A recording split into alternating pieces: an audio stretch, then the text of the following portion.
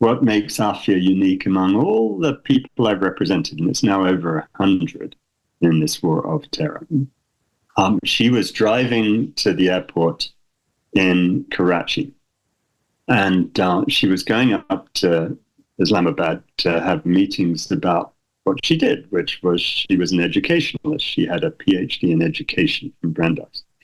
And she had her 3 kids with her. And in the car on the way to the airport, they were in a taxi. She was having a debate with her son Ahmed, who was 6. And Ahmed was a big fan of Thomas the Tank Engine. And he was arguing forcefully for going by train instead of plane, because that's what he wanted to do.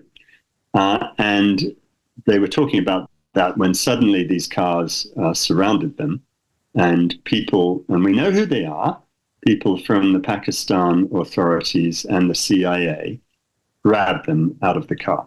Now, what happened was first they grabbed Ahmed, age 6, and they put him in another car. They grabbed Mariam, age 3, and they put her in another car. And then they grabbed Aafia, who was clinging on to Suleiman, age 6 months, her youngest child. And they pulled her out of the car. And apparently, this has never been confirmed, but Ahmed saw him on the ground, that they'd accidentally, I suspect, pulled this little infant out of her hands and dropped him on his head. And we think that he died from head injuries. Now, we don't know that for sure. And when I continue with the story, you may have your doubts. And one thing I would ask everyone out there who's got children is, or who doesn't have children, it doesn't make a difference, is would you want to know?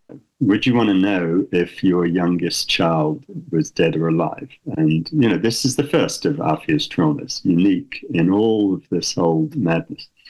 How are you doing, Clive? I'm doing well, thank you very much. For the sake of the audience, we're joined today by Clive Stafford Smith, who is a human rights lawyer and the director of a non-profit known as the Justice League. And as you said, I'm Thor Ragnarok.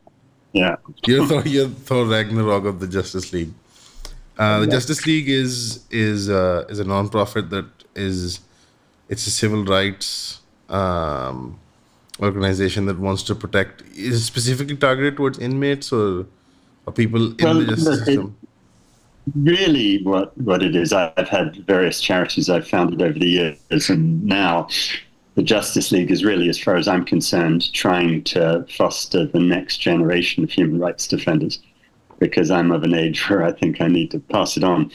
And so, I have a lot of young people. I've got 35 students this summer, and they'll be working on my cases, which range from a lot of death penalty cases in the US and around the world, but also increasingly since 9/11, people who have been caught up in the war of terror, as Borat calls it, because that's just the new way of hating people, and we hate Muslims now instead of just hating young black men. Right. I think there's a lot to unpack there. First of all, the Borat reference from Thor Ragnarok to the Borat, I think, I don't know how relevant that is anymore. But a lot of comedians and a lot of free speech advocates have taken jabs at the war on terror moniker that was given to the Iraq and Afghanistan wars in the past 20 years. And I think it's fairly appropriate to call it the war of terror. That's what we call it over here. And I don't know if it's just as simple as a hatred for people that we don't understand or don't consider as our equals. I think it's a bit more than that, but I think it's fairly appropriate considering the actions that we've seen in the prisons. Because one would think that if it was a war, even the non-governmental militias or even quote-unquote terrorists would be given the status of POWs, which is one of the things I'd always assumed that would be a given, but that was not. The decision that America made to treat non-government combatants as combatants, and then how did that come about, and isn't that a violation of everything that we've established post-World War? I think it is worth drilling down a bit into all of this, because with all of the work I've done through my career, and it's gone on for over 40 years now, it's been about the politics of hatred. And unfortunately, politicians far too often look for a group that they can inspire the populace to hate and fear.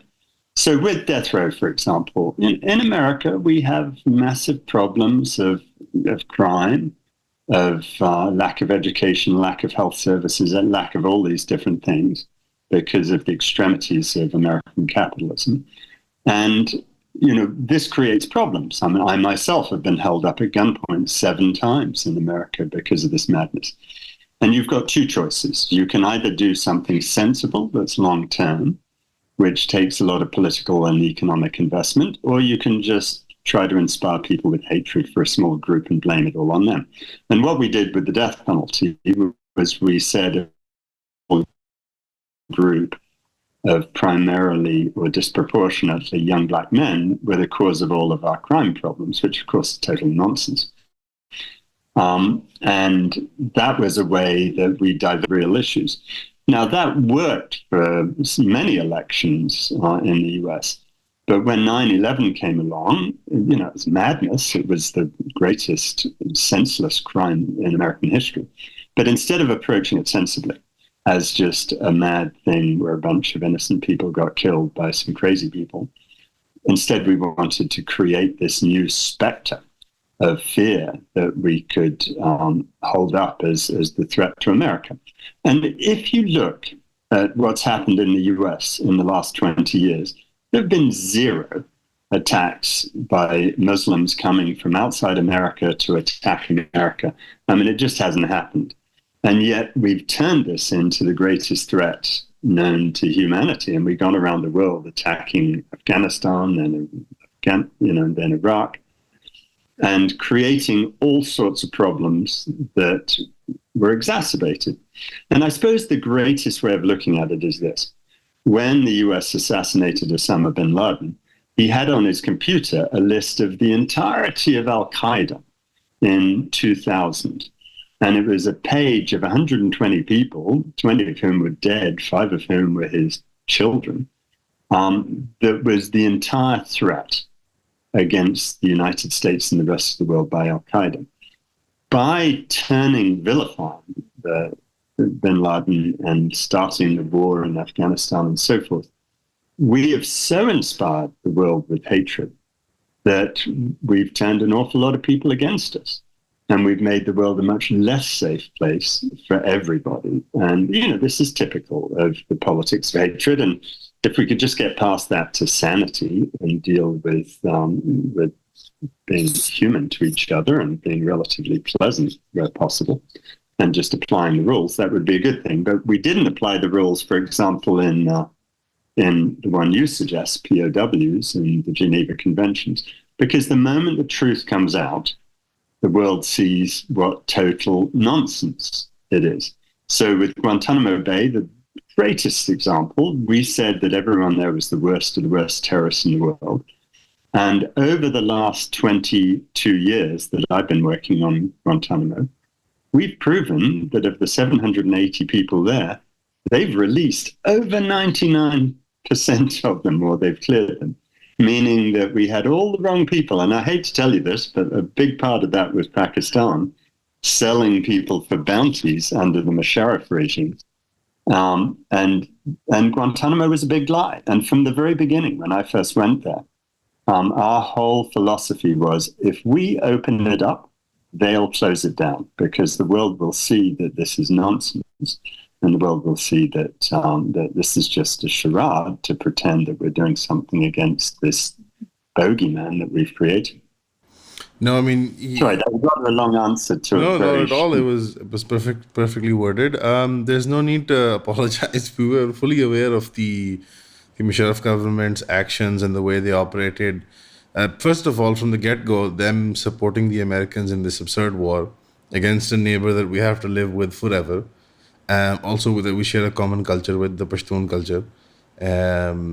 It was completely absurd from a policy position, but that's what you get when you have military dictators. That's what you get. You get maybe at best a small cabinet of technocrats making decisions for you know, 250 million people.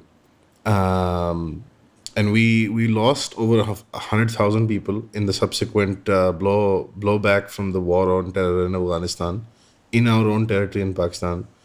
We lost billions of dollars. We have no idea in terms of when we're going to recover that sort of loss and damage.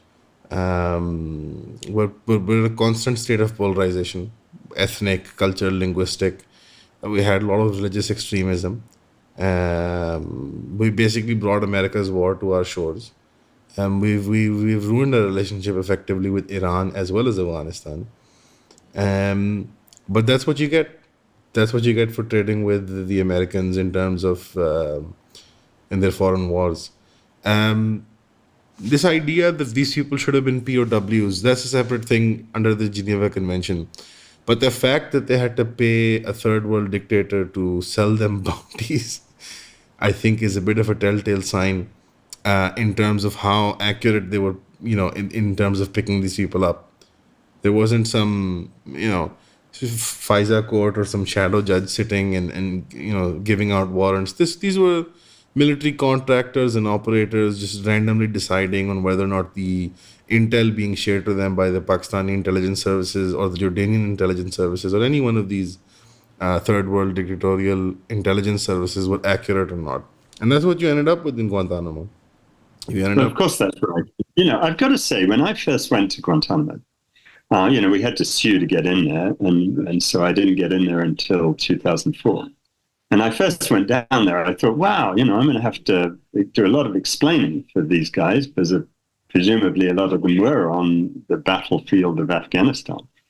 And, whether it's Americans' business or not, we're going to have to look into that. And it turned out to be totally nonsense. And there was this cyclical system where the Americans would offer bounties, which were big amounts of money for someone in a country that doesn't have as much as America. And the Musharraf's people would turn him in, and it amused me that in his book, In the Line of Fire, he bragged about it and said that more than half of the prisoners in Guantanamo had been sold for a bounty to the Americans, which he took out of the Urdu version of his book because he wasn't meant to say.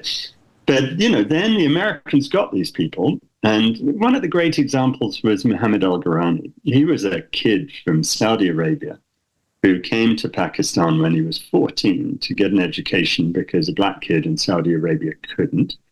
And he'd never been to Afghanistan. And when he was sold for a bounty, they said he was some al-Qaeda person, which of course he wasn't. And the US starts interrogating him using abusive methods, but also using a profound level of ignorance. They used a translator who was from Yemen, who spoke Yemeni Arabic, where the word zalat meant money, whereas the word zalat in Saudi Arabia meant salad or tomatoes. And so they start interrogating this child about, when you came to Pakistan, what zalat did you have?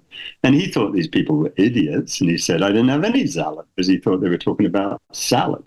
And he said, I could get zalat anywhere I wanted it in Karachi. And so the Americans thought that meant that these were al-Qaeda financial centers. And they start interrogating him about that. And he lists a number of vegetable stalls in Karachi. And they wrote all that down, and they go chasing after these vegetable stalls, thinking they're some sort of al-Qaeda financial centers. And this kid ended up in Guantanamo for 5 years. Well, I thought you were going to say his interrogators ended up at a salad bar. No. I think they did. That was all they found. But we had endless things like that. And once they tortured people, the people would ultimately confess to whatever they wanted. And at that point, the Americans didn't think they were torturing innocent people. They believed the nonsense that Musharraf had fed them.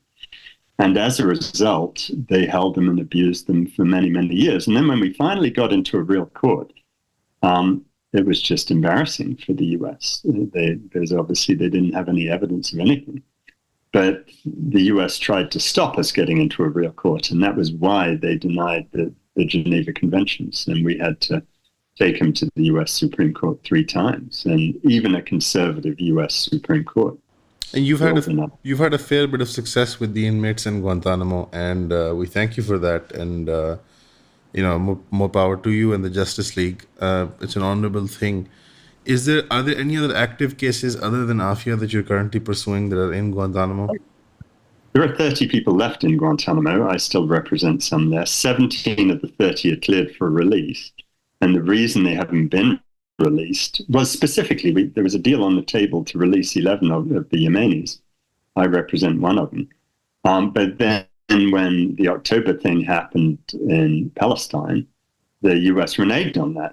Why? It's not my client's fault in Guantanamo that something happened in Gaza. So, this is an ongoing battle. I'm still also trying to help some of the final people who haven't been cleared. And, for example, Mohammed Rahim, who the Americans thought was some big deal. He's the last Afghan in Guantanamo Bay. He is nobody when it comes to terrorism.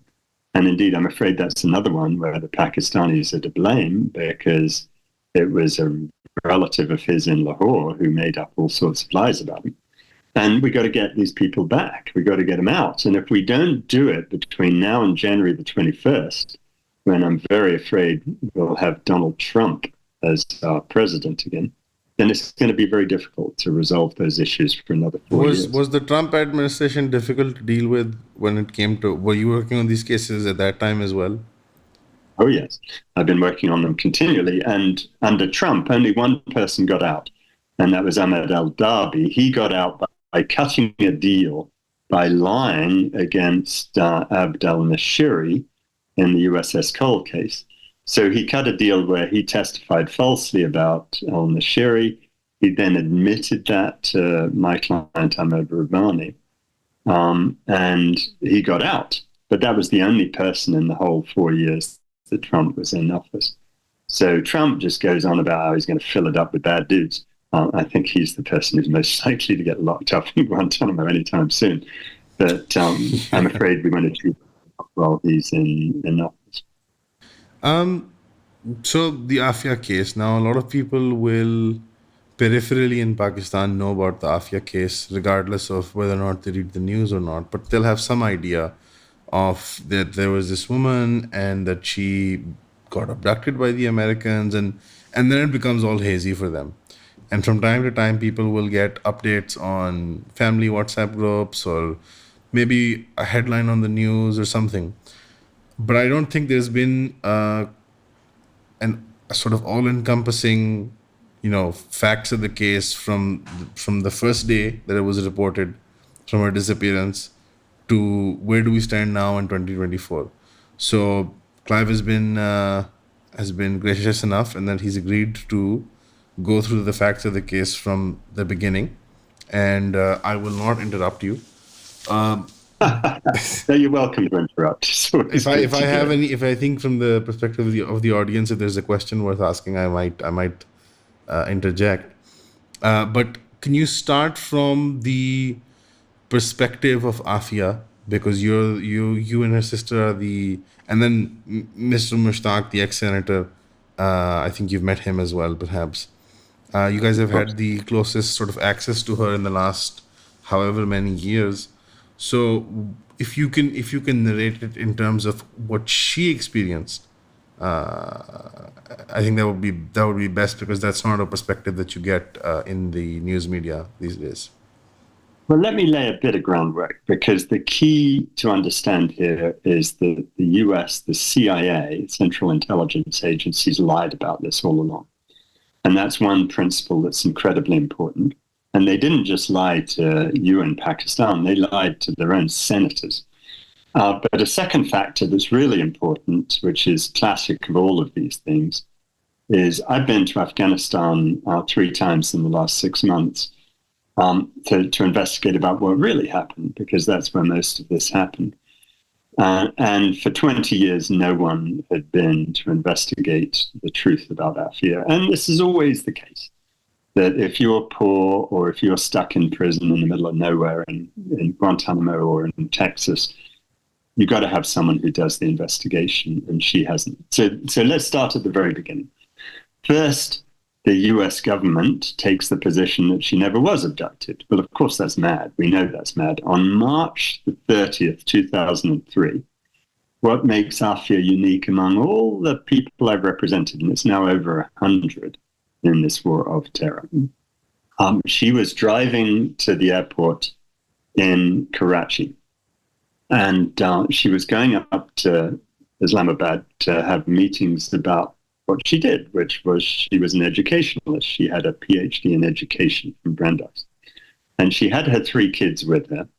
And in the car on the way to the airport, they were in a taxi. She was having a debate with her son Ahmed, who was 6. And Ahmed was a big fan of Thomas the Tank Engine. And he was arguing forcefully for going by train instead of plane, because that's what he wanted to do.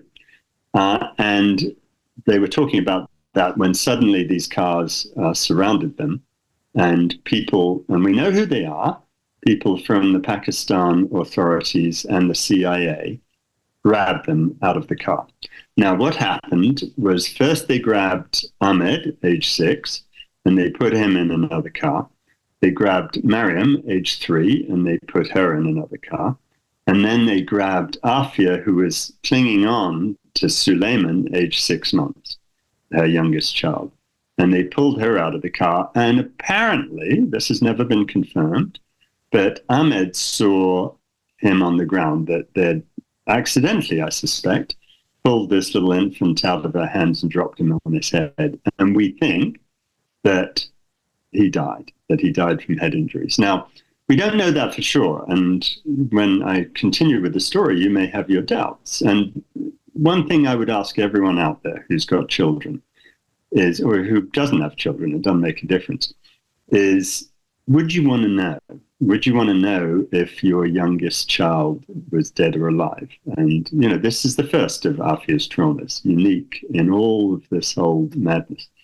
Second, both Ahmed and Mariam were US citizens. In my mind, that should make no difference. I value a Pakistani child as much as I value an American child, but that's not true of American.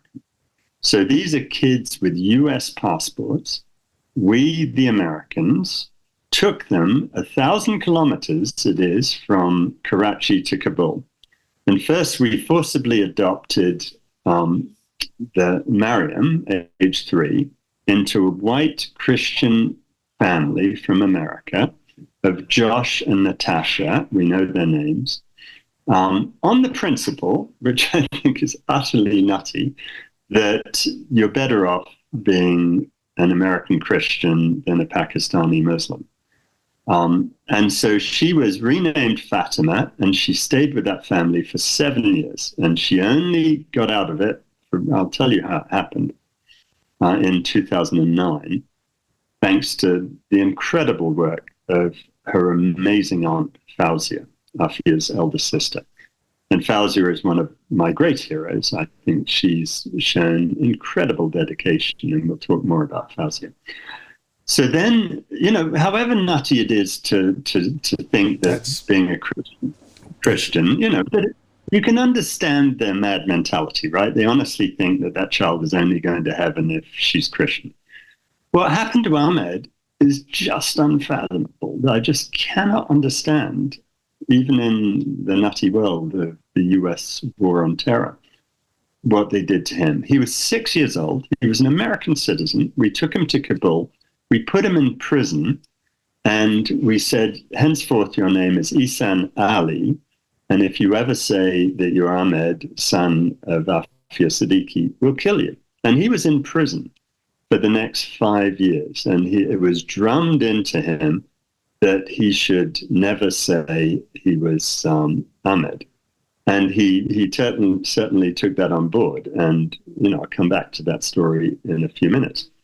So then we took Aafia Siddiqui, the only woman to be a central focus of the US rendition to torture program. And we took her first to Bagram Air Force Base. Now, the US has denied this all along, but one of the great joys of my life is I get to go everywhere, right? Because, you know, I helped represent half of the Taliban government when they were in Guantanamo. So now it's much easier to travel around Afghanistan, and they've been incredibly welcoming and helpful. You're like the old school teacher coming back, right? Well, I don't know. I don't think they would view me as a school teacher, but the one thing I really like about, well, several things about their government. First, they've restored peace to their country, but second, they understand what happened to Aafia and other people because they went through it themselves. I mean, you mentioned a while back Rishi Sunak. Honestly, if we put all of our American and British governments in Guantanamo for a couple of years, I think it'd do them a little good. They'd figure out what life's all about instead of all the nonsense they do.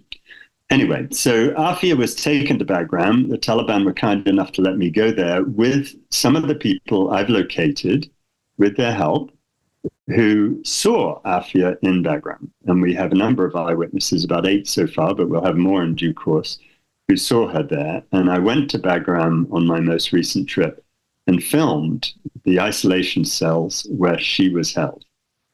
So this is the first time we've actually proven precisely where she was.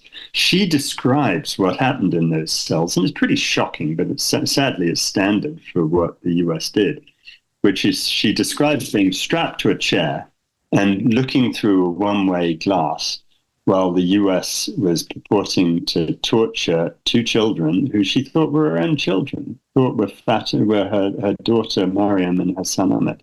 And I don't think they were. I think this was staged, much as so much of this stuff was staged to just terrify. And she's described to me how she thought the only way she could stop the torture was to pretend she didn't care, because the more she cared, the more they would do it. This is horrifying, isn't it? So Aafia is kept in Bagram and then in another prison. So you think they were simulating some kind of with dolls or something? No, they had real children, and they were purporting to abuse those real children. And this isn't unique. They did it with women, and they pretended they had women shrieking in the room next door when they were pretending to other prisoners that they were torturing their wives and loved ones. And it is true, and it's something I never thought I'd learn about, but go back to the Spanish Inquisition in the 16th century. They knew that second-degree torture is more effective than first-degree torture, as in, you torture me, I can probably deal with that. I'll make up whatever I have to make up to try and get you to stop it.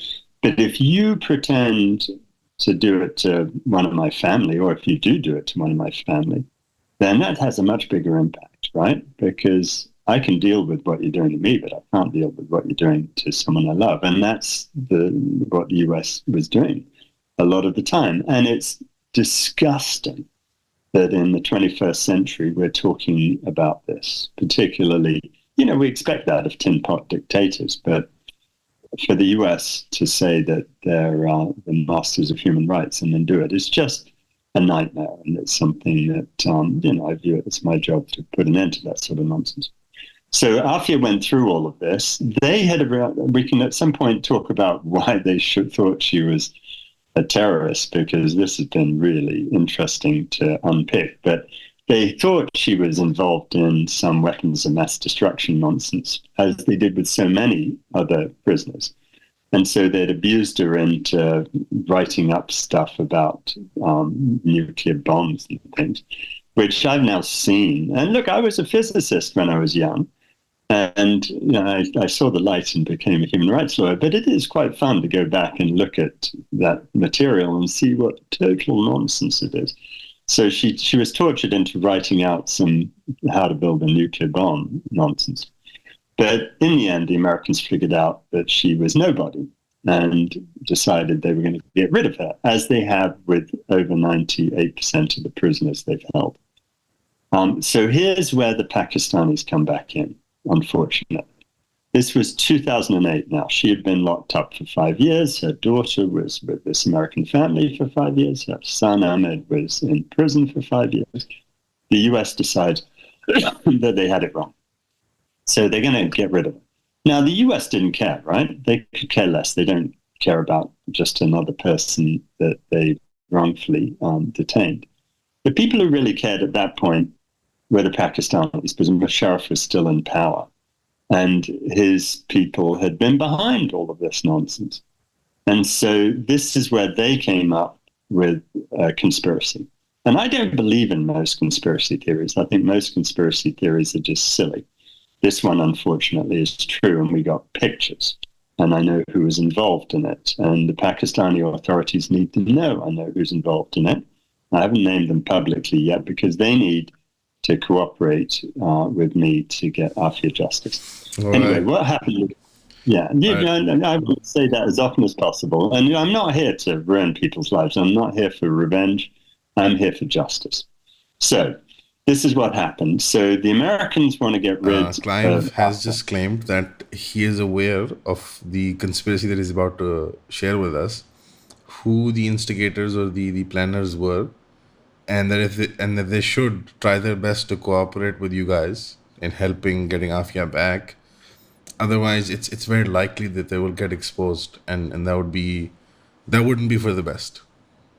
It wouldn't be for the best for anyone. I'm not here to ruin people's lives.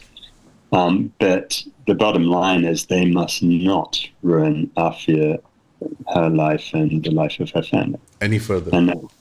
Any further. That's my job, right? And I've been doing this to the Americans for years. We've got all but 2 of the people we got out of Guantanamo was not as a result of a court order at all, but it was as a result of public exposure of embarrassing things. And these names, and I always give this information, do your members of your team know of this, or is it just you?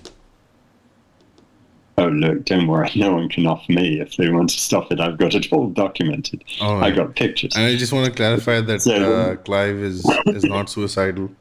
He loves life. I'm not suicidal. I do love life. I don't really care. I've had a great life, so I don't care what they do to me. All right. But I don't think they're going to, because I'm what we call an OPWM, right? You know what that means? No, what is that? You don't.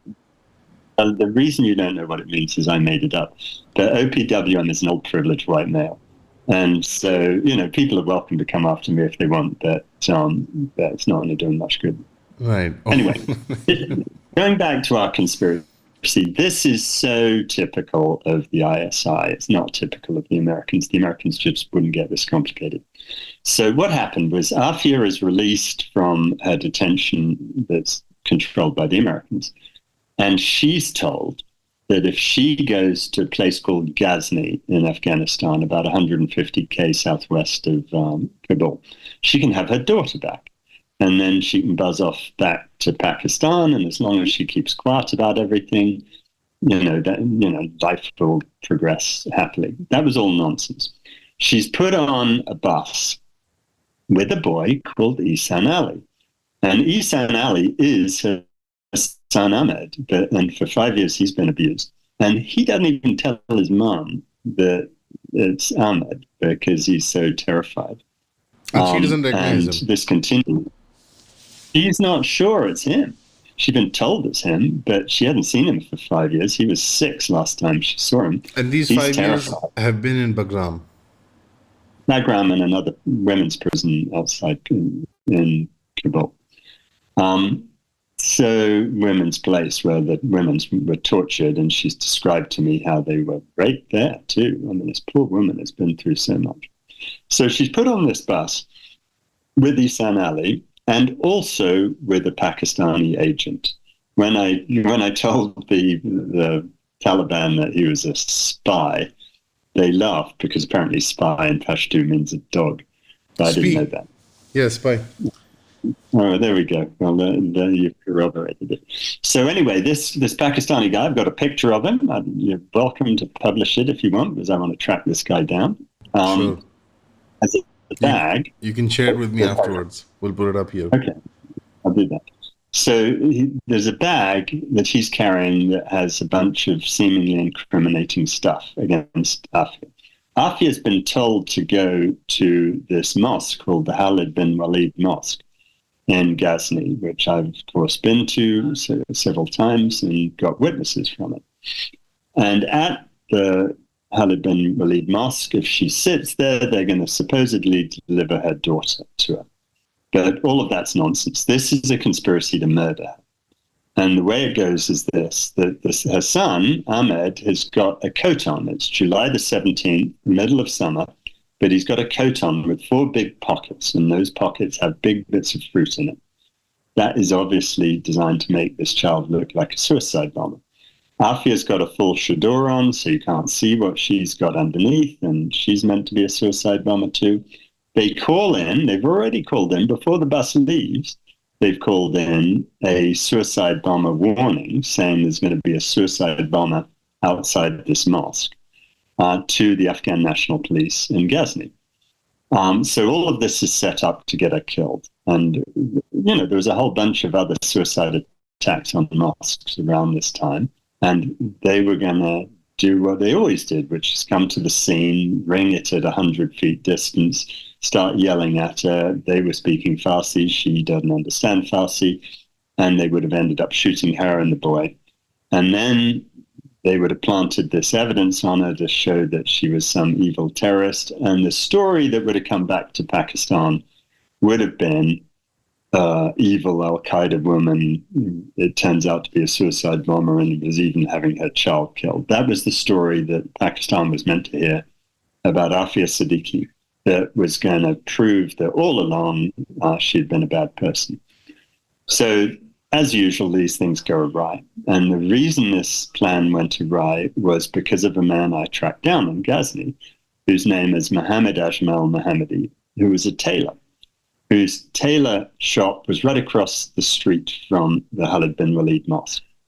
And she's sitting there. She sat there for 7 hours, which for certain things I won't go into is actually very important in the whole story because it shows what nonsense it all was. But people would go up to her. She couldn't talk to them because she didn't speak Farsi. And this tailor watches this for a bit. And finally, as it's getting dusk, he goes out because it's a war zone, right? It's 2008 in the middle of Afghanistan. It's getting dark. And he says, he speaks Urdu because he'd been in Pakistan doing his tailoring. And so he's able to communicate with her. And he says, you really shouldn't stay here. It's going to be dangerous. My auntie lives around the corner. Why don't you go stay the night there?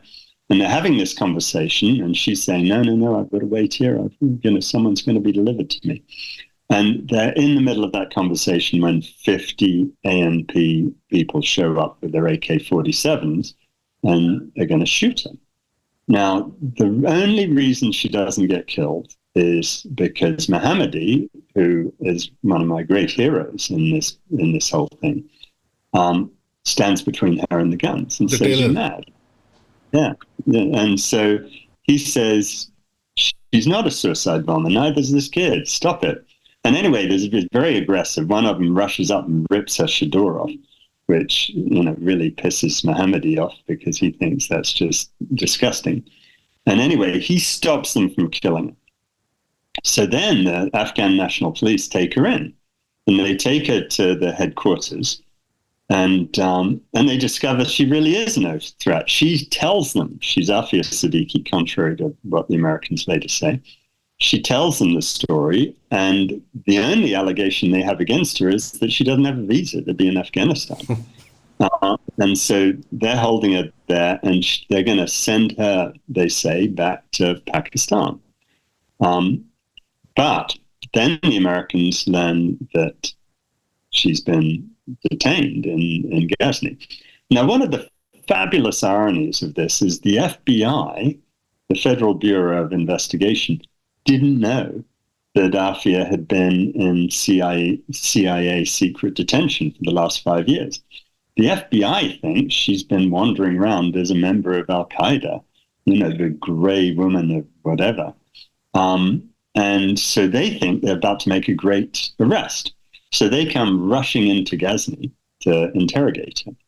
Now, the Afghan authorities tell the Americans to buzz off 3 times until finally one of the Americans bribes the head of police and gets permission to come in and talk to her.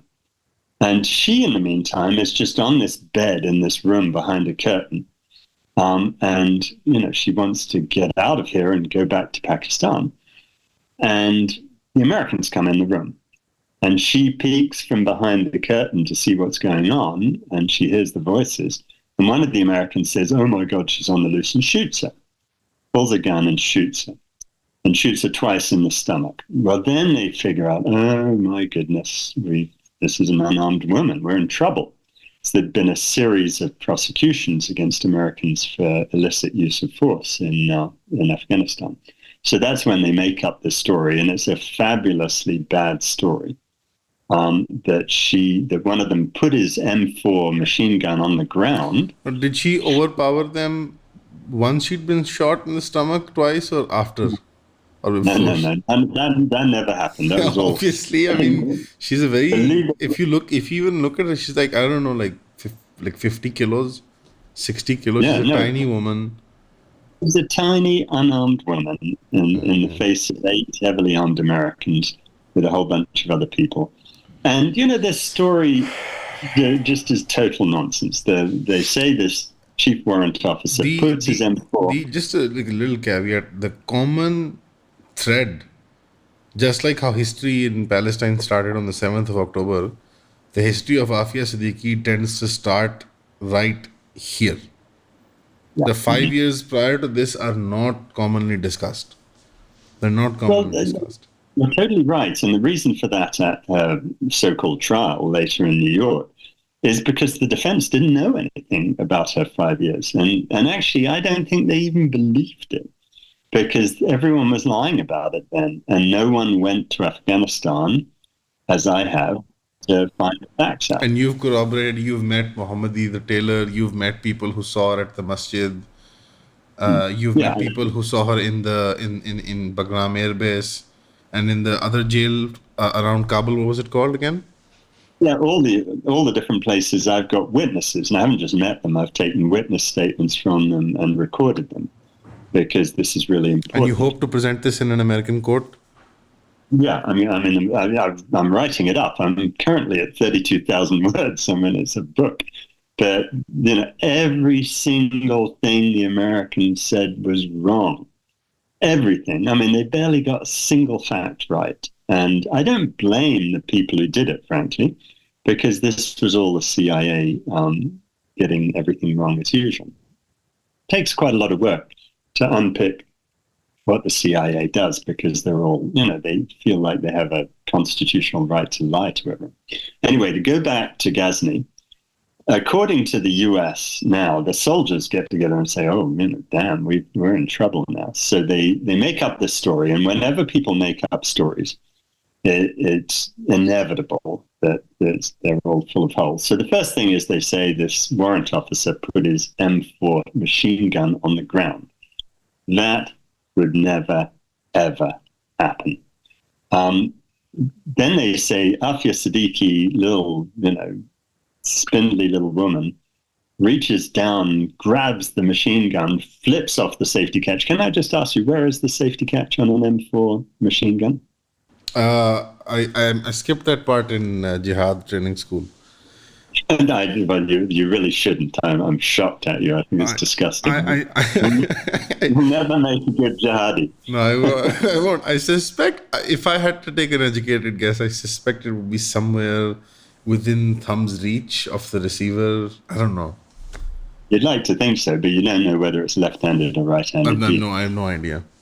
Anyway, I was asking some of the jihadis, the people, the Mujahideen guys, and they didn't know because they had AK-47. AK-47, yeah. Anyway, Aafia supposedly flips it off and fires a couple of rounds at people in a small room. It's a very small room, misses them, 2 holes in the wall up near the ceiling.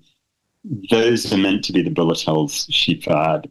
Then the heroic people in the room wrestle her to the ground, and one of them shoots her. That's what supposedly happened. Now, what's fascinating about this is, even Winston Churchill said that, if you don't lie in the first place, you don't have to remember what you said. In this case, the 2 holes in the wall, we discover a videotape taken in that same room earlier on, before this whole event. 2 holes in the wall, right? So they were there before this whole thing happened, which just goes to show what nonsense it is. They were actually where they hung pictures on the wall. Everyone should have known that, because they tried to dig out bullets from the 2 holes in the wall. There was no ballistics? No bullets. There's no shells from an M4 rifle. There's no bullets. There's no gunshot residue on her. There's no gunshot residue on the curtain. There's no fingerprints from her on the gun. All of that's nonsense, right? And so it's clear that they made that nonsense up. But the problem for Aafia is she's rushed off to Bagram again and put in hospital, and they saved her from dying. She came very close to dying. And then 2 weeks later, on August the 4th, 2008, she's flown to New York, where she's put on trial. But she has these lawyers who don't do the investigation. And to give them some credit, it was pretty hard to do it in the middle of 2008 and 2009 in Afghanistan. But the only witnesses put on at trial are the ones that the Americans bring.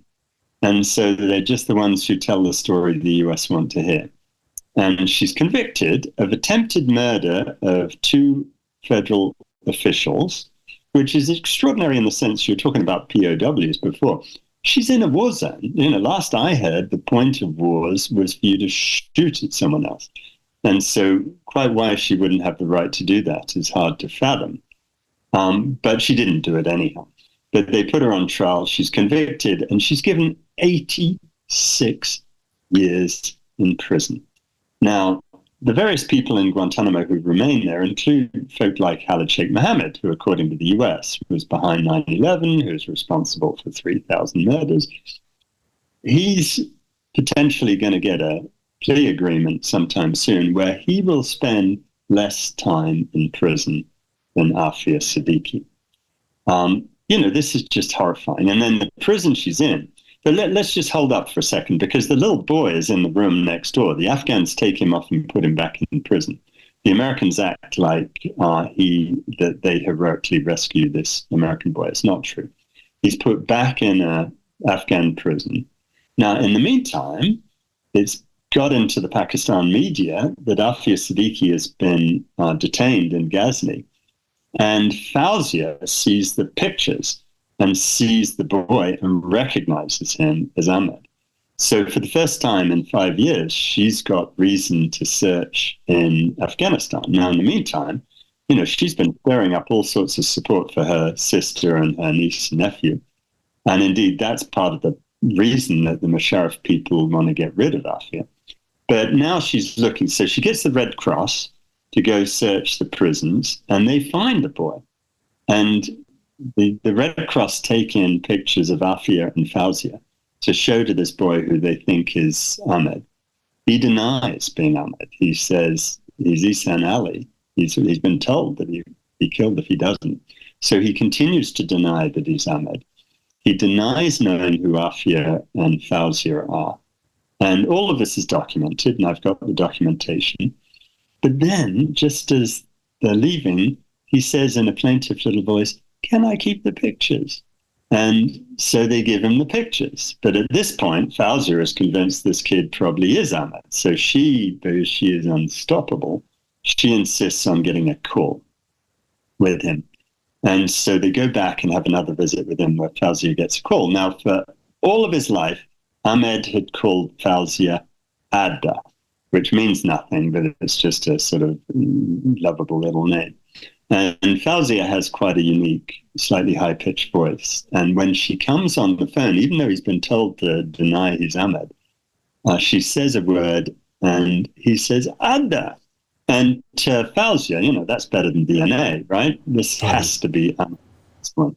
So while he continues to deny he is Ahmed, she gets DNA done, it is Ahmed, and they bring him back to Pakistan. Now, at that point, the U.S. ambassador's people say to Fawzia, who, as you may recall, is a neurologist who has studied at Harvard and, is just a very well-known, really extremely intelligent, well-educated person. The Americans say, you should give this American child up for adoption. He can go to America and have a good life. And Fawzia says, you mean he might be adopted by an American doctor who may be one who went to Harvard, who is going to give him a good life? And they say, yes. And she says, well, that's me. So it's just the Americans continue to be incredibly offensive about this. But now Fawzia knows to be looking in Afghanistan. And also, now that you know that Ahmed was in this jail all the time, you begin to wonder what happened to Suleiman, the 6-month-old, because maybe he didn't die. Maybe he was adopted into some American family and is now 21 years old in Baltimore or somewhere. But in the meantime, Fawzia is trying to find her niece, Mariam. And she's told by Rehman Malik, who was then the Interior Minister, that the president of Afghanistan, Hamid Karzai, is coming to Islamabad. So she goes to Islamabad. She meets with Karzai, gives him chocolates and roses, and tells him the sad story and begs him to help her get her niece back. And to his credit, he does. And this is one reason that the US just can't deny what they are denying. Was she in America at that time? No, she wasn't. She was still in Afghanistan. And this means... The white family was in Afghanistan? Yeah. So that means they have to have been CIA, right? Oh, wow. This is actual, like, nutcase stuff. These people are sick. Yeah, it is. But it's not the only time. I mean, if you just Google the name Josh Mast, and you'll find a much more recent case where an American Marine Corps major took an Afghan child. They did a raid on some Afghan family, killed them all except for this little baby. And this guy, Marine Corps Major Josh Mast, took her with his wife to America to give the child a good life. And then the Afghan family said, wait a minute, the extended family said, give us our child back. And that's in litigation at the moment. It's been going on for 4 or 5 years. So it's not the only time that the US did this. It's just pretty shocking what we did. Anyway, what happens is Karzai gets the child back. And, look, Karzai is cooperating with us, which is good. Just to prove that what the Americans say is not true, and just to prove the truth. That's all we're trying to do. So Karzai then gets the child back and sends the kid to Pakistan, where in the end, with all of these things, your Pakistani authorities want the whole family to sign non-disclosure things. You've got to keep secret. You mustn't say anything about this. And they've honored this by and large. And I want to make another statement for your beloved intelligence officers there in Pakistan. I am Aafia's lawyer. I'm not Fawzia's lawyer. I'm not the kid's lawyer. And they can't control me. And it's not their fault that I'm going around telling the truth. So you can't go punishing them because there's nothing they can do to stop me from doing it. Although they keep on trying to stop them. So what happens then is Fawzia doesn't sign this agreement because they want her to sign it without reading it. And she says, I can't do that. So then a little while later, they end up dumping this little girl on the streets of in the neighborhood of the Siddiqui's house in Karachi with a little sign around her neck with the address on. One of the security guards there finds the little girl and takes her to the Siddiqui house. And that is Mariam. But she only speaks American at this point. The family has brought her up as American. She doesn't speak Urdu. She's, all the rest of it. But, but those kids have done amazingly well, thanks to Fawzia. Fawzia had 4 kids of her own, but at the same time, she takes on these other 2 kids. Ahmed is now a qualified doctor, and he's doing great stuff. And, he and I have talked about his ambitions to work with Médecins Sans Frontières or whatever, Doctors Without Borders, to do good stuff in his life. And I'm very impressed with the young man. And then Mariam is just 1 year away from qualifying as a doctor, and she wants to be a doctor. So when we get her mum out, she can help repair the damage that's been done to her mum. So, these kids are doing as well. The children, have they had help with their mental health and their trauma? And well, I don't want to go into too much personal stuff for the kids, obviously. But they've had to have a huge amount of therapy because what they went through, no human being, let alone a child, should go through. It's something out of that. I don't know if you know about this. When the Native American children, that they would pick them up, and how sometimes the Native Americans would pick up the white children, and how they would pick up. About this woman called Quanah Parker. Mm-hmm. She was, the Comanche, the one in Texas, the more aggressive sort of warring Native American tribes, they would replace their own when they would get killed with white children. So they picked up this woman who ended up marrying the chief, and her son was the last sort of leader of the Comanche people before the Texas Rangers wiped them out. So her name Right. was Quanah Parker. So it's this weird kind of, at that time there's a lot of weird, like these schools that the Americans would make to re-educate the Native American children. It's almost in that vein to me, this weird sort of child exchange policy. It's very, very. It's very odd. And it does make you think, because, it's actually not easy. If you've got proper medical care around, it's not easy to kill little children, really. And it makes you think about Suleiman, that it's very possible that he was adopted into an American family, back in 2003, because obviously the Americans had it in their brains that they weren't going to let these kids back to their right family. And so it's possible that he is alive somewhere. And this is something that preys on the mind of the whole Siddiqui family. Would right? there be any way to figure out the sort of the documented trail of him being transferred, his name being changed, being sent into an orphanage? Would that be a possibility? I'm onto that. And look, I'm also on to Josh and Natasha, because I want to find these people. Because honestly, this is the thing. I'm not out to put anyone in prison. But this is, to me, the most shocking abuse of power of all the things that we as Americans did since 9/11. Because, just what got into these people's minds? And the only way to avoid repeating the lessons of history is to learn the lessons. And if you don't learn the lessons, you'll inevitably repeat them. And so at some point, I certainly plan to get a congressional hearing on exactly whose bright idea it was to do this. Because let's go back to the beginning, right? Because I think it's important to understand now why the US was so obsessed with Aafia Siddiqui. And, I've got to say, if you'd asked me 25 years ago, I just would not have believed what I'm about to say. But I've had so much experience of this now that I'm afraid now it's just sort of normal. With all the nuclear bomb plots and so forth, I've had various clients who've been accused of nuclear bomb plots. I'll test you on one. How about this? How's your physics? Not that great, but go ahead. Okay. With Binyam Mohammed, one of my British guys, he was supposedly, according to John Ashcroft, the Attorney General, Binyam was behind the nuclear bomb plots. And this is when they tortured him, Binyam was British, and when the Americans started abusing him, he told them to buzz off, and he's an obstinate guy, and he said, I'll talk to the British, but I'm not talking to you people. So that just made them suspicious. And so they started grilling him about what he knows about weapons of mass destruction.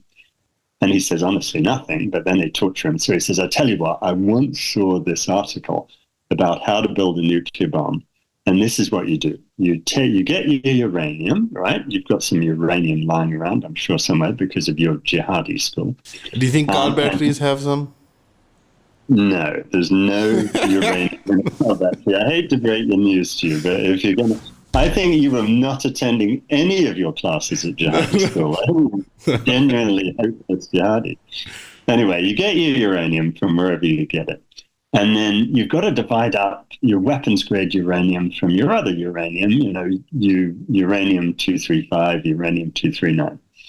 And so what you do is you put it in a bucket and you swing it around your head for 45 minutes. It's called the centrifuge. You become the centrifuge. Centrifuge. I mean, why does Iran spend all their time trying to make these expensive centrifuges when they could just swing it around in a bucket? The advice is don't put all your uranium in one bucket because, that's dangerous. And then, Bob's your uncle. That's divided up the uranium. And anyway, so this is what Binyam said. And they took it seriously. But how does the weapons grade plutonium or uranium in this case? How does the isotope separate? Like, do you get it in? That's the whole point of a centrifuge, is by spinning it at fast power. I'm aware of uranium-239 is heavier than uranium-235, right? You get that. So therefore, the 239 goes further out than the 235. That's how you divide it. Now, the thing about this is when Binyam told me that story in Guantanamo, I just laughed because I did physics. My son once asked me how to build a nuclear bomb. I can tell him. I'm afraid your jihadi school was rubbish, and you probably can't tell your children that. Anyway, so I looked it up. They had this on paper, this testimony. They did. And I Googled it, and sure enough, from the 1970s, there was a spoof article in a magazine written by this woman in Florida. And she was no longer around, but I tracked her daughter down to who was working at the LA Times at the moment. And her daughter wrote an article in the LA Times about how mum was behind the nuclear bomb plot. And it was just a total farce. And what you've got to understand in this, importantly, is if I torture you into saying you're guilty of jihad, too bad for you, right? You end up in Guantanamo, but it doesn't actually change the world. But if I torture you into creating a nuclear bomb plot, you terrify the whole world. And, this was meant to go off on 42nd Street in New York City. Right. And John Ashcroft actually said that. He broke into a visit to Moscow to say this nonsense. A side note, was the anarchist cookbook at any point discussed in any of these interviews? That Yeah, no, look, I'm very familiar with the anarchist cookbook because of a case I had back in New Orleans many years ago. Of course they're talking about that. It was in the testimony files? Well, because Did that's they ask what any of the inmates about the Zapruder film? And if they might have seen it, the Zapruder film. I don't know if they did, honestly. But, look, they came up with all of this stuff, and they did this with Aafia too. But now I have evidence, and this I would never have believed if I hadn't spent 25 years doing this. But do you know what the Americans thought that she was? This is what they said. And this is just every single thing about this is wrong. So first they say Aafia Siddiqui has a PhD in physics from MIT, right? Is that right or wrong? It's wrong. Wrong. She doesn't have a PhD from MIT at all. Her PhD is from Brandeis University, and it's in education. So they got that bit wrong. Second, they said MIT, Massachusetts Institute of Technology, is all about physics and maths. And so if you go there, that's what you study, right or wrong. Isn't MIT a computer place? MIT is a university. It teaches everything. They can teach you Russian if they want to. Right. So that's rubbish too. So they decided that Aafia Siddiqui was the ideal candidate for to be smuggled into the US after 2002 to create a dirty bomb in America, right? And she was obviously going to do that for Al-Qaeda. But who was going to work with them? You're not going to get this one. I'll give you 20 questions, 20 answers, and you won't get this one. All right. Dead or alive? No, they're now, this guy was dead then, but dead, but just also totally wrong. Who was co-conspiring with Al-Qaeda? It's sort of like Saddam Hussein, right? But that's more logical because these are two... KSN, Ayman al-Zawahiri, Osama... No. This is why you're so wrong. You don't have the approach that the CIA has, which you have to imagine yourself being much more stupid. Right. So they thought she was going to do that with the Colombian Medellin cartel. Now, where does this come from? I just don't know where these people get this stuff from. Anyway, so this is the root of the whole mythology of Aafia Siddiqui, evil American. So she became a bit of a white whale for them because they thought she was the big... They gave her a name as well, like Grey Lady or some weird... She was the Grey Lady of Al-Qaeda or whatever. And the whole and then they had all this blood diamonds nonsense where she supposedly went to Liberia to get blood diamonds to finance Al-Qaeda.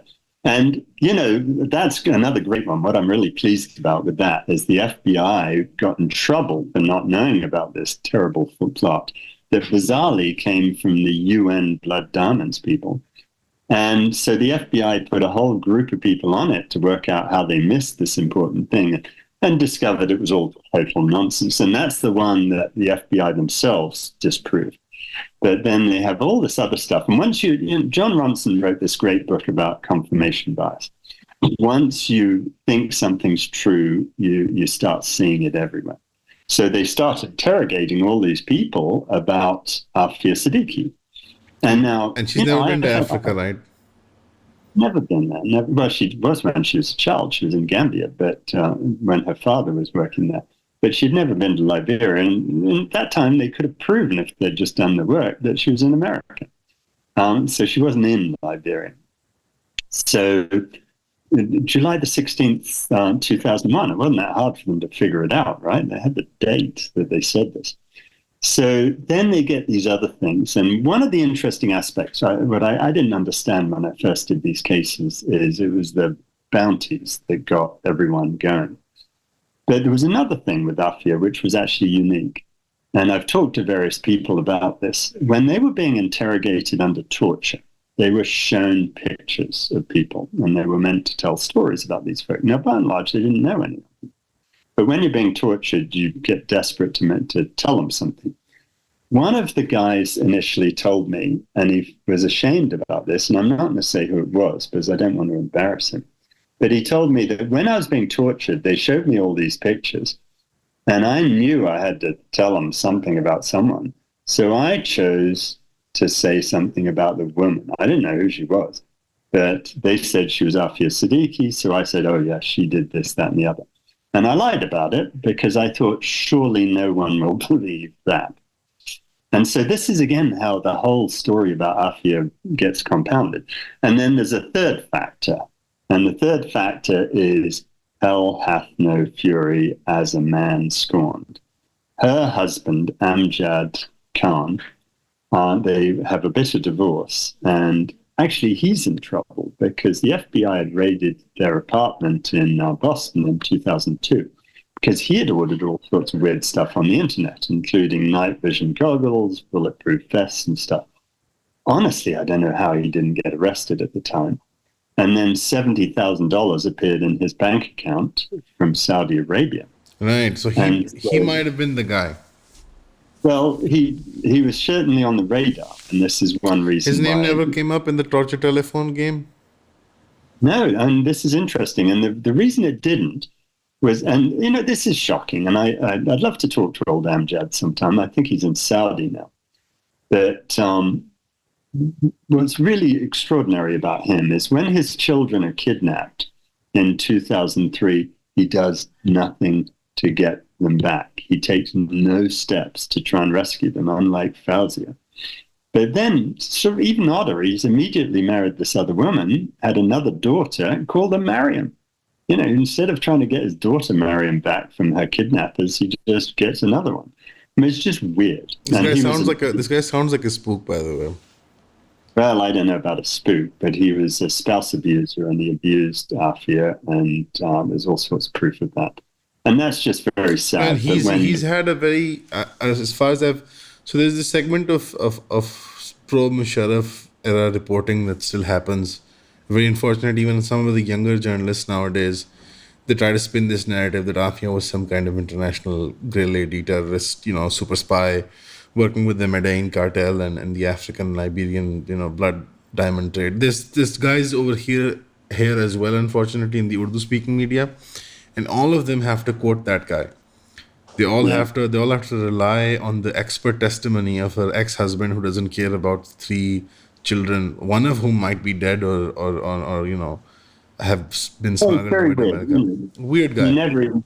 He didn't take the time to meet his youngest child because Suleiman was born in September 2002 after the divorce proceedings began. Right. So he never even meet him. And then he says all this total nonsense. The Americans take the position that Aafia was living for 5 years in a place called Nazimabad, I think it's in Karachi. It's a place North Nazimabad, yes. Yeah. And she was living with an Al-Qaeda operative who was her husband or something.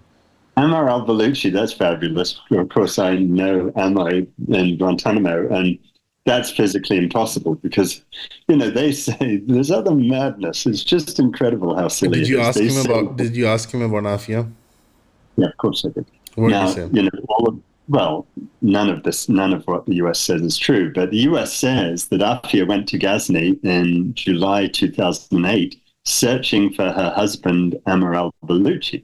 Well, he had been detained in April 2003, as was publicly known. He was in Guantanamo by September 2006, as was publicly known. So who was going to go to Ghazni looking for him?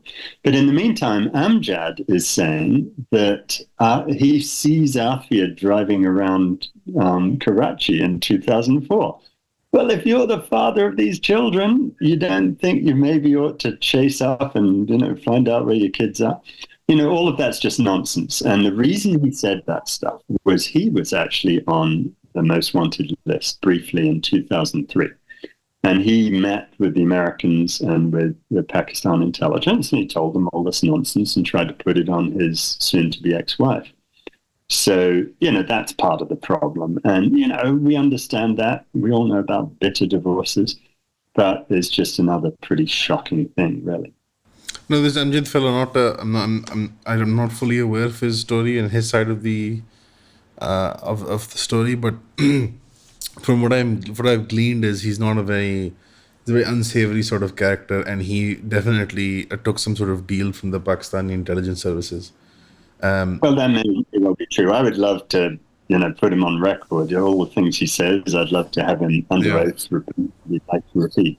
But, that's never happened. He just goes around bad-mouthing his ex-wife and undermining his children, which is unfortunate. Anyway, that's about where we are now. The problem is this. So let's get to the real problem we have to solve. Aafia is in FMC Carswell. I've been to pretty much every death row in America. I've been to Guantanamo 42 times. FMC Carswell is worse than all of them. And, this is one of the things that motivates me, to be honest. I am so angry that my country is treating 976 women in this prison in such a horrendous way, where 13 of the guards have been convicted of rape or sexual abuse. One of the Christian ministers has been convicted. Aafia insists to me that she's been a victim of sexual assault and rape. But at the same time, the rest of the prison is dysfunctional too. She's never been allowed an imam. She's never had a spiritual advisor. I'm proud to say that Imam Omar Suleiman has agreed to go see her. I really like the guy. He's one of the few people in the world that actually. I'm 6'3.5", but he's like 6'6", so I can look up to him. But he's a delightful guy, and he would be. He's an honorable man. She's never seen an independent doctor. We're trying to get a female Muslim doctor in to see her. She's not allowed to talk to the media. We try to get media in to see her. But overall, the most important thing in the short term is to improve her lot. She is in administrative segregation, effectively isolation, has been for 14 years, which is longer than all the other 10,250 women in federal custody in America. And this is just shocking. And the reason she's there is because nowhere in the 1,089 pages of her medical records that I've got is the single acceptance that she spent 5 years being tortured. So they think all these stories she says about her children being abducted are false. And they think she's obstreperous instead of being a victim of this incredible abuse. So that prison is awful. But then in the end, it's not a solution to just get her treated better in prison. She needs to be out of there. And so this is where we need to work day and night to get her out. Maybe not to Pakistan, maybe to Qatar or someplace like that. Definitely not to Pakistan. No, Pakistan, she needs to go, I'll be honest, as a Pakistani citizen, as somebody who has some fair understanding of how Pakistan operates, she needs to go to a third neutral, sort of like a Qatar, maybe, or somewhere that she can be safe and secure, something like a Malaysia potentially.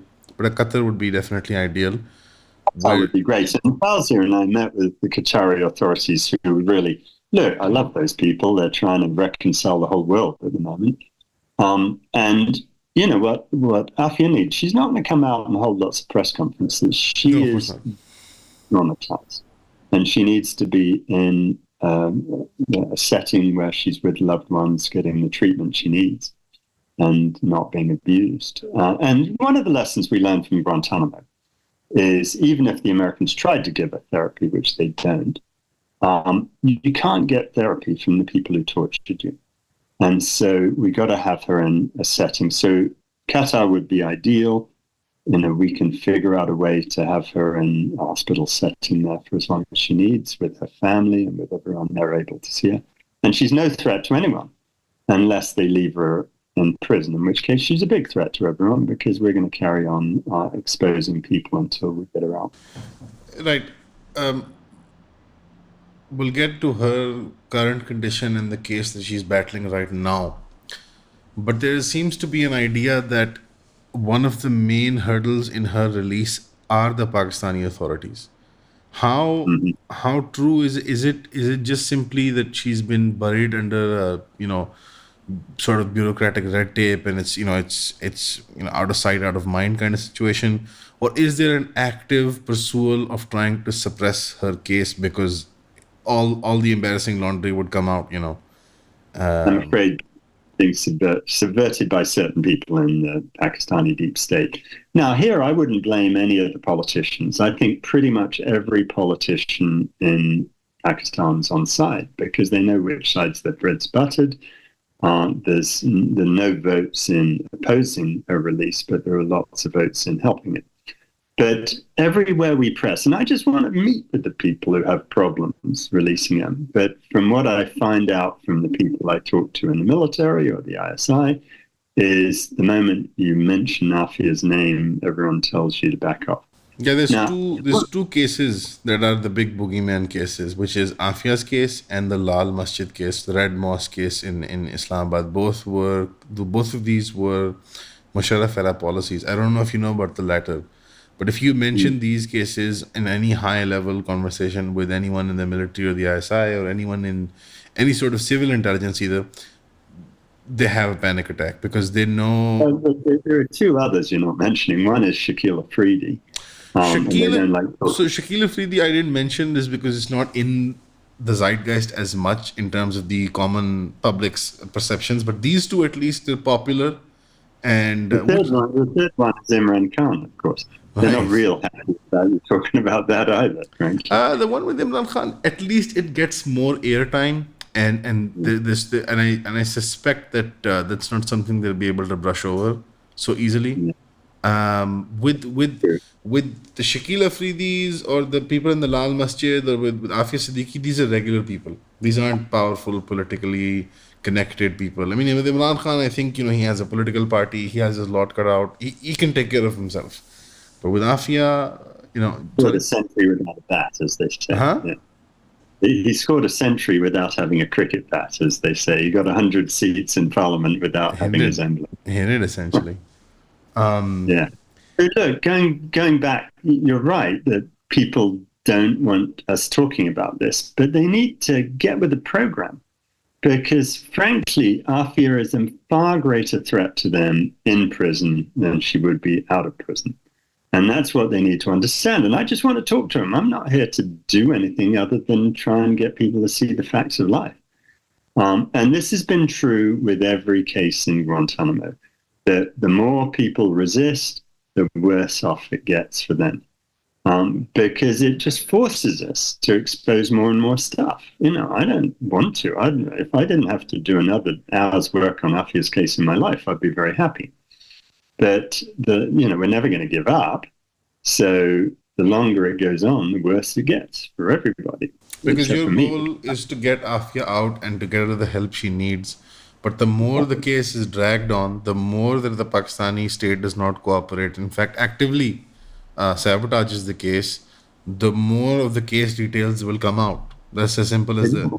So you as a lawyer have a responsibility to your client, and you're not like some journalist trying to sniff out a story or somebody who wishes to expose the government of Pakistan or the deep state or the intelligence. Your job is to represent Aafia Siddiqui in court. And in court and in the court of public opinion. And in the court of public opinion, obviously, because she's incarcerated. I do this for love, not money. I've never been paid by a client in my life.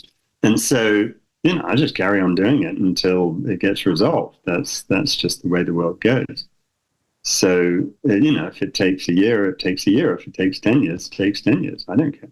I mean, I do care. I want to get it resolved as quickly as possible. But is it like almost like a game of chicken where they expect that you wouldn't play your team, you guys wouldn't play your hand with regards to revealing certain facts about the Pakistani state and how they operated, and that's what they're banking on because they know that at the end of the day you need their help with some of these things to be resolved? I don't need the help, frankly. I mean, all I can do, all I need to do, is persuade Judge Berman that he was lied to. And he's a federal judge. He's in his 80s. He's a pretty decent guy. And I think when he hears how much he was lied to, he's going to order the right thing. And if he does, there's nothing anyone can do about it. Then she gets ordered released. And then the only question becomes where she goes to. But, I can't rest until that happens. And I'm going to keep on going back to Afghanistan and going wherever I have to go. And it's fascinating. It's fascinating. They did this to me once before in a case, Krishna Maharaj, a British guy on death row in Florida, and they wouldn't do the right thing. And I ended up going to Medellin, and I got 6 members of the Colombian cartel to admit they did it. And then I got this cop to admit that they had a deal with the cartels to murder people in Florida and so on and so forth. And, I ended up writing a book about that case because it was so fascinating. And the longer they make me work on the case, the more is going to come out. Which, I don't mind because I really find this absolutely intriguing. But at the same time, it's really a waste of everyone's time, isn't it? Certainly, it would be very tragic that the government would continue to embarrass themselves because I think it's a disservice to the Pakistani people that the state has been doing, and not only with with her being sold off, you can argue that at that time there was a dictatorship and we didn't have control of the levers of power, but right now in a so-called elected, democratically represented government with we've never had as much of a free press than right now. There's no excuse for us not to get back one of our own citizens and have the people who were involved with that case be answerable for this kind of criminal negligence. Or I don't even want that. Look, one of the things I respect about the Taliban in Afghanistan is they're taking a reconciliation approach, much like happened in South Africa after apartheid. Right. And truth and reconciliation is massively better as a way to get to the reality. I agree with you. I don't think that it's too. The business of the Pakistani state is too long. It's too long and dirty a history for us to punish everyone and then sort of have. And I think it's not only it is practically infeasible. It's also, I think that kind of retributive justice would lead Pakistan into a worse situation. Even though I'm not totally opposed to retributive justice in a normal situation, but it's not normal. So a truth and reconciliation. I'm against retribution in every instance. I know. And I think one thing that's actually fascinating about Afghanistan right now is, their Emir has said, no retribution. And as well as I know that for a Pashtun person to be told you can't do that, it's a big deal. That they're respecting you. And if you've had 45 years of warfare like all Afghans have, it's really the only way to go. Otherwise, you're going to be killing each other for the next 20 generations. And so that's the way to go. Now, Pakistan, I have great admiration for Pakistan. I have a very soft spot in my heart for it because I've done a lot of stuff in Pakistan over the years. And, that your country really needs to get the military and the ISI out of politics, because otherwise you'll never get in a situation where you can be a true democracy. And, look, that's fine. They can keep a lot of the money if they want. I don't care. But we just got to let the political system work the way the political system works and get everyone on the same side. And the military is there to defend Pakistan, not to take over the government. And that's where one needs to get to. But that's up to you guys, not me. I may be named Clive after Clive of India, but it's not my role. So No, you can come back. You can be Clive too. No, I don't think so. He was corrupt. And, Clive of India was the first British person to be tried for corruption in office. And you know how he got off? He bribed the jury. So that's Really? typical. Yeah. Well, I've got a lot you can be Clive too, and you can redeem yourself. You can redeem the name. a lot of redemption to do, I'm afraid.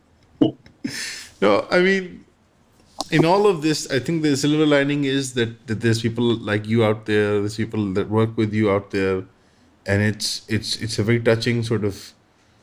It transcends the sort of national boundaries that limit us in these sorts of wars and our governments and what they do. It's a human experience. The fact that you're able to. It's really important. When I first went to Yemen, I was really touched. That in the early days of Guantanamo, I would travel around the world and hold press conferences and say, look, I'm here to help you because we're doing some pretty bad stuff. And the thing about it is if you're disenfranchised and poor in Yemen, your per capita national income is $300 a year, or it was back then. An American lawyer is going to charge you $3,000 an hour, bizarrely, in New York. I went to Columbia Law School. That's what they took a one-way subway line to Wall Street, and that's what they charged. So that means that a Yemeni, if he or she didn't eat for a year, could pay for 6 minutes of an American lawyer's time. So you can't get justice as a poor person or even as a rich person on that, which is why, as an OPWM, an old privileged white male, my duty is to go around and help people in those circumstances to make up for it. But it's a great privilege to do that. I love that. And if I didn't do it, my mom from heaven, where she probably is, well, I'm sure I'll never see her there. No, she'll be fine. I don't know about that. But anyway, it doesn't matter. It's an educated guess. I mean, it's as good as where is the safety on an M4. So do what you will. I mean, we can hope for the best for all of us, inshallah. Honestly, it's a rotten world, and honestly, it's an existence worth living. Mashallah, it's very honorable what you've done with your life. I'm sure your mother would be proud if she saw you, inshallah. And one day, so we'll see. The thing with Aafia's case is where does it go from here? What is their timeline in your head, in the team's head? What is she thinking? What is Fawzia? So the timeline is this. I'm going to file in the U.S. court in July. Now, I haven't got everything together yet, but I've got enough together to sink them beyond trace. And then I hope we'll get the judge to move this fairly expeditiously.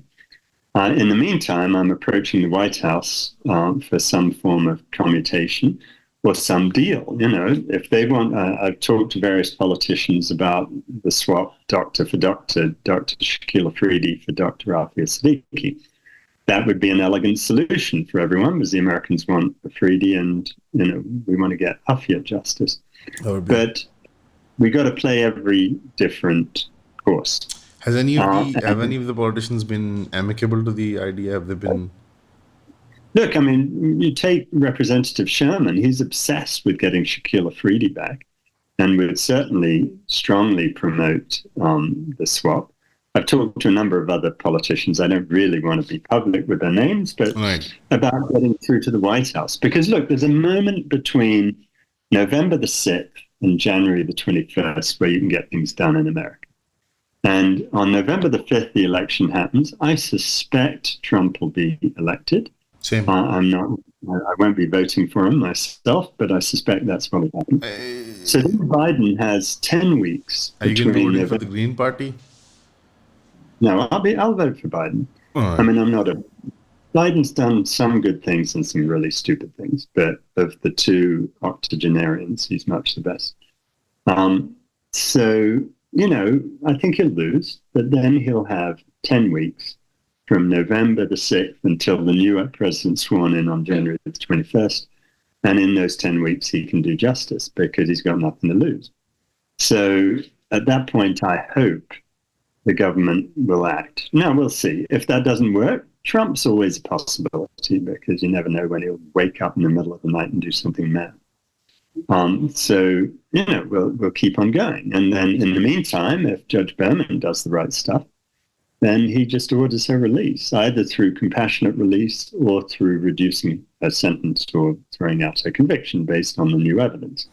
If So he we got reduced lots her of sentence, wouldn't she have served a large portion of it already? Oh, she would. I mean, if you just take out the terrorism enhancement, which is based on total nonsense, then she's done all she'd have to do. So they'd have to release her. And at that point, they deport her, right? Because that once she's released with a conviction, she gets deported. That's what she wants. So, we would deport her to wherever we work out. If they would deport her to Pakistan, there's no exiting Pakistan. Well, who knows? I think if she was in Pakistan, we can work Pakistan over. But at the same time, I think it'd be better for everyone if she went to a neutral place and just got treatment. Absolutely, I would agree. Absolutely. When they do commute the sentence, or they do reduce the sentence or release these people generally from Guantanamo or any of these black sites where they've been illegally holding all sorts of people from different nationalities, I've read about this and I've seen in some films that a lot of the home countries, especially during the 20 years of the war of terror, the home country wouldn't usually, the American press will want to receive the citizen. So they would send them to Uzbekistan sometimes they would send them to, they would send them around weird places. Actually, that's not the case. I mean, the overwhelming majority, and I've represented 87 of the prisoners in Gitmo, most of them have come back to their home countries. Okay. Now, in cases where they can't, and Yemen's a good example because Yemen's so messed up now, we've worked out another country, and Qatar has played a role in that. I represented Sami El-Haj, who was the Al Jazeera journalist in Gitmo, who's a lovely guy, who is the godfather of my son, as a matter of fact. Qatar was great in getting him out. And then, we've got different people to different places. So it's just, and I've done a lot of work in making that happen, because really the office that works on that for the US State Department is underfunded and under-resourced. So we work quite closely with them to try to help them out. And so we'll work something out. That's not a problem. No, but my question is, when they are sent back, is there some sort of formal apology or some sort of... You think the US is going to apologize? You've got to be kidding me. No, we've sued them. No, nothing, unfortunately. So there's never an apology. And there's only once that we've got the US to pay compensation. We've got other countries to pay. The British, we caught their fingers in the cookie jar. They were mixed up in the wrongdoing against their own citizens. And the British government ended up having to pay a lot of money to them, which is good. And a few other countries like Canada had to pay 10 million to Omar Khadr. So, yeah, we pursue those things. I hope to get some more justice at some point. For example, for Saifullah Paracha, who had all of his wealth stolen from him when he was thrown in Guantanamo Bay. And we need to try to do that, but it's very hard to get money. And you only once in the history of the war of terror have we got an apology, and that was a Libyan who the British had done terrible things by, and he didn't want money. We got him £1 in compensation, but we forced the British government to do a public apology for what they did, and I think that's good. I'd want an apology if I was them, but it's very hard to get countries to do that. It's not nothing. I think the apology has an implicit admission of the guilt, and that's something that I think for a lot of people to get back their dignity, perhaps that would be very important, to be recognized as an innocent person, not as a terrorist, and be apologized for. And for explanation, I mean, as you've suggested, there's so many rumors and nasty things being said about Aafia Siddiqui. Yes. We need people to just say, all right, sorry, admit that was wrong. But it's very hard to get them to do that. I'd like to think we would, but we'll see. No, I mean, all the best to you guys and the work that you're doing, and I hope that the expeditious sort of timeline that you've highlighted is it's faster than you think. And I hope that this thing works out, because Aafia Siddiqui's been a case. She's become more than just an individual person now. She's an idea about how the average Pakistani citizen views the state and the American state, and their relationship between the between the two, between the Pakistani and the American state, and how they view themselves in the world. Right. She's more than, and I know this is more of a burden to put on somebody who's already been through so much. And like you said, she would, if when she comes out, inshallah, she wouldn't be doing press conferences and all. But that would be a great symbol for a lot of young people who grew up with that knowing that there can be, you know, through the judicial processes, through the way of the law, there are people out there who can help. You can get out, clear your name, and you can be declared innocent. That would be a great big deal, I think, for a lot of young people. I think what you're illustrating, though, is the way it really happens. And I've got a project right now where I'm exonerating people who are wrongfully executed in America. And you can't ever get the courts to do it, but you can do it on camera. And the media is the court of public opinion is going to get to the truth in the end. And you've just given her, over the last couple of hours, more of a fair trial than she's ever going to get in the court of law. And I've got people working on Aafia's case who are making, multiple part documentaries, then films, because that's how we're going to exonerate her. And it's another illustration of why it's a mistake for the powers that be to make us keep on working on this, because I think her story is so extraordinary and so important that the longer they make us work on it, the more films, the more podcasts, the more songs, the more... Whatever you guys produce, whatever you guys make, just send it our way. We'll try to popularize it as much as we can. If you guys want, when you're done with it in parts, we'll try to screen it in schools, in universities. I think that would be the best way forward. Because you're right. You're right. And I hope in the end it'll inspire people to take human rights up for others, because goodness knows there are enough people who need the help. And one of the great privileges I find, is the US Constitution really gives me so much power. I can get justice for a lot of people. And that's fabulous. But then so can the youth of Pakistan. And the Pakistan Constitution is actually a fabulous document. And there are some good judges who I've got this judge, Ijaz Sadar in Islamabad, who's having hearings. We've got another one this Friday, who's just incredibly good as a judge and is the sort of person that Pakistan should be proud of. And he was one of the 6 judges who signed that letter about people stopping, they should stop trying to coerce judges. Right. Because that's just unjust Pakistani, frankly. No, it's really tragic to see that in even the American justice system, the judges have been complaining about being harassed from the intelligence agencies. I mean, the truth is I can get justice in America for a lot of people, and whether it be through a court order or through exposing stuff, and that's good. This idea of the court of public opinion, I think this is ideal, because for the Pakistani state, a lot of these things, the way it operates is that the more they're highlighted, the more they're embarrassed about it, then they have to capitulate, because there's a I don't know, there's a saying in Urdu, it essentially means that Pakistan is basically, it's not used specifically for Pakistan, but this is true of Pakistan, is that how would I translate this? This is nuts. To spit and then to lick. Say it in Arabic first. Say it in Arabic first. Pakistan की आदत है कि थूक के चाटता है. So the idea is that the habit that Pakistan has formed is that once we've spit, we'll lap it all back up, because we weren't supposed to spit there. It's a weird metaphor. I don't know if it makes sense in English. Well, I try to translate it. It does sound like a dog lapping up its vomit. It's not a great.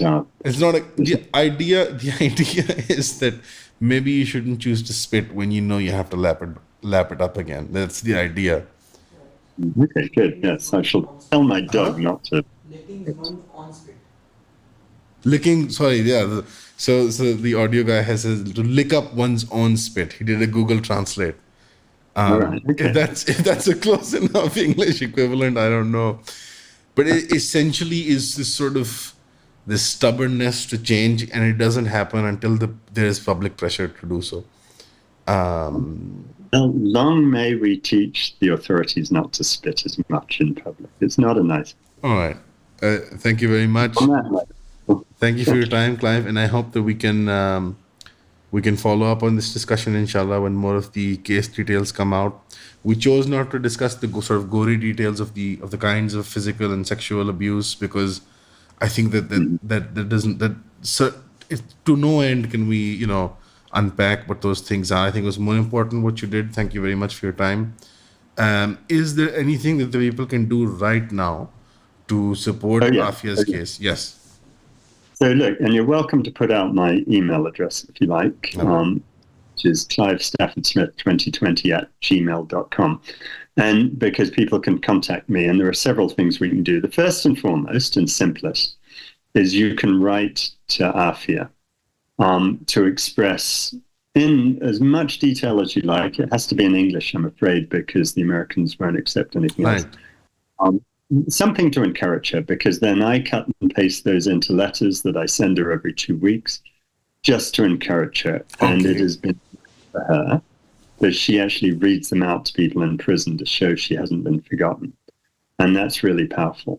Second, in terms of getting an imam in, I want the population to deluge the prison, the FMC Castle, and perhaps you can put out their address, which I'll share with you, to say that it's shocking, given the First Amendment in the US and the right to... Would they want the people to email the prison or call them or show up outside? No, both. But I've got the email address of the warden's office, and you can just send it to the warden's office, that it is shocking that Imam Omar Suleiman has not been allowed in to see her, because she needs that. At the moment, her religious solace is talking to me, which is just not up to much. Then third, doctors. It is horrifying that the prison hasn't allowed independent doctors in there. And I'd like doctors to express that. I'd like as many doctors as possible to contact me who'll sign on to an application to get a proper independent doctor in to see him. And the same with the imams, by the way. And then... have you contacted APNA? APNA? APNA is the American Pakistani Doctors Association. Oh, okay. No, but my experience of many American Pakistan organizations is they're shattered. But I hope that's not true about them. Then the number one thing in terms of our prison conditions is that they should move her out of FMC Caswell. And my ambition now, because they piss me off, is we're going to close that place down, like they closed Dublin prison in California a month ago for the sexual abuse that was going on there. And we need to do the same to FMC Caswell. It's just shocking. And then the big one, of course, is to contact the White House and tell them what's what, to make sure that we get justice for Aafia, or you can contact Judge Berman in the Southern District of New York and tell him. Because all of these things are helpful. So, the more of the people who listen to your show or watch it, I hope so. The better. And I'll send you the contact details for you. You send me all these details, and I'll make sure that the people get to this, inshallah. Thank you, Clive. Thank you for your time. Thank you for your service. I hope you're successful in this particular case, because I think it's about time that Aafia comes out. We will be successful. I don't know exactly, but we will be. Thank you so much. Thank you so much, brother. Thank you. Good luck.